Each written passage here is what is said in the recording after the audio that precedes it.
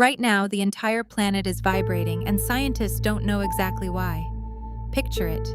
Deep tectonic plates, the vast ocean, then a glowing 3D Earth pulsing.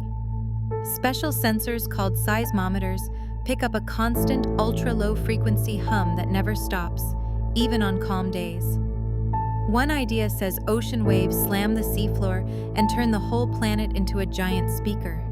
Another points to atmospheric turbulence, pushing pressure patterns across Earth like a slow drumbeat. The wild part, you can't hear it, but Earth is basically singing. You made it! Thanks for joining the Kwik Crew for 30 days of facts. Hit subscribe to keep the streak alive.